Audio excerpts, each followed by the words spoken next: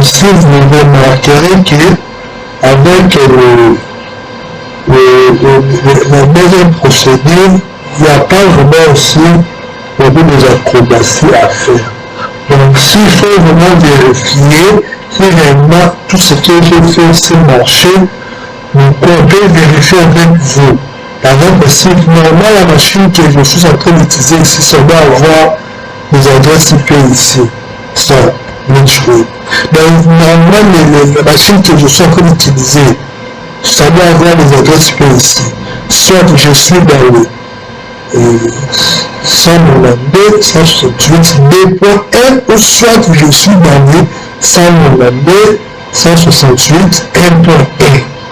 Donc, cette machine que je suis en train d'utiliser, ça doit avoir cette plage que j'ai placée ici. On va le faire avec vous. Je pars, je fais avec vous. Je prends, je cherche réseau, je viens ici, la carte, je vois la carte réseau. Si je... Ah, ok. Vous avez vu. DHCP est activé. IPv4, c'est ça, 1.254.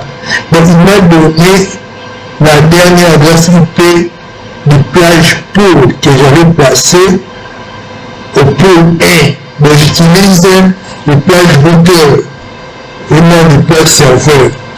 Le premier pool là de routeur, si vous cherchez à l'utiliser.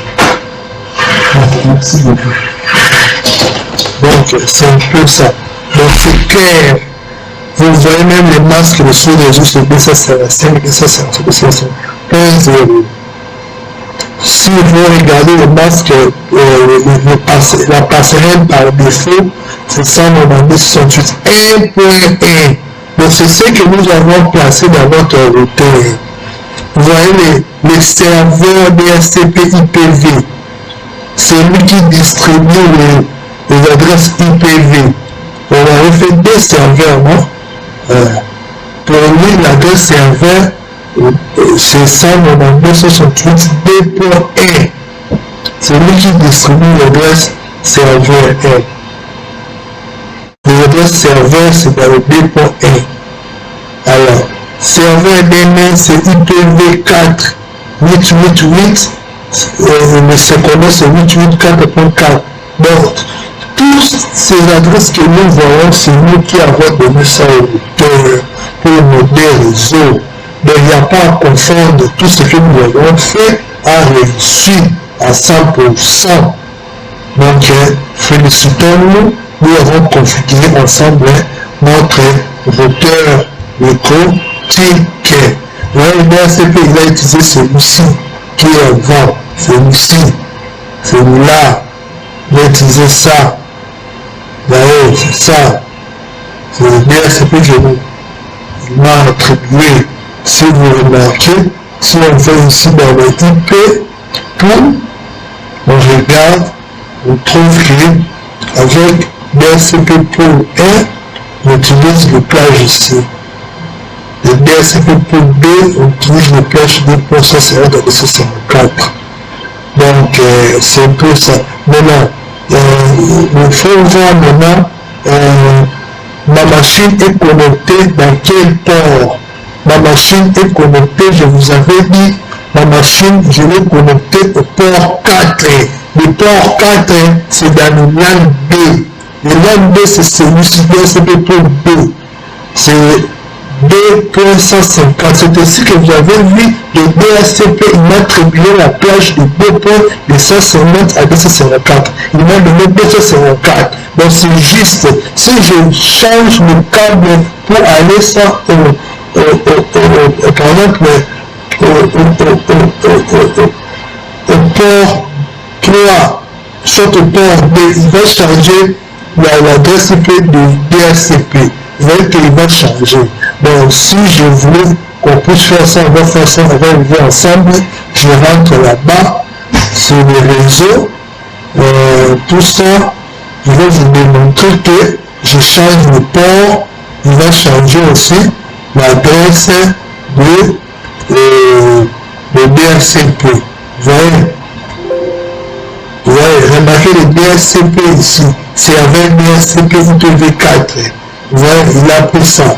Le 192, 168, 2.1. Je change, donc je mets ça maintenant dans les plages de 1.1. Vous voyez, il va prendre 1.254.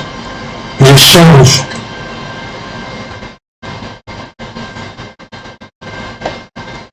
Vous voyez, je change. Je change. Vous remarquez ici, là, il va changer notre machine.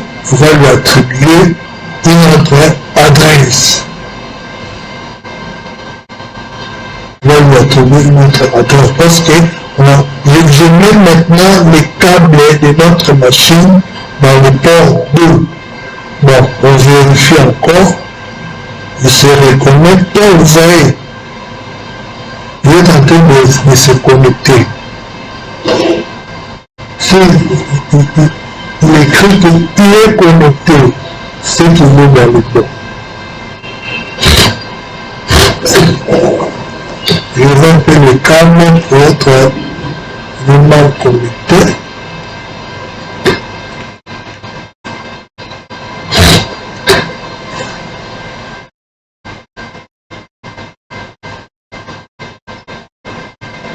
Il fait l'identification. Vous voyez le câble. Si il écrit connecté, ce qu'il a attribué.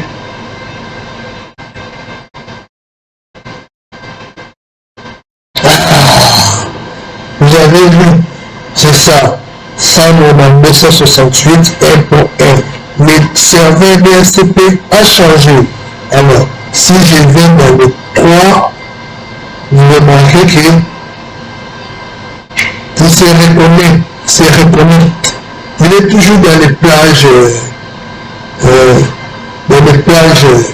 de 1.1. Si je rentre dans les plages 4, vous remarquerez que mon ordinateur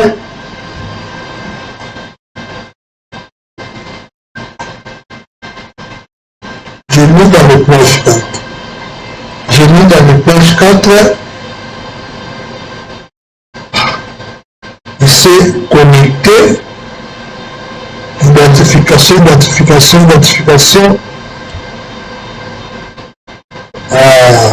Maintenant, je me déconnecte, je me connecte. Il prend la plage 2.1. Merci beaucoup. Donc, c'est ça un peu.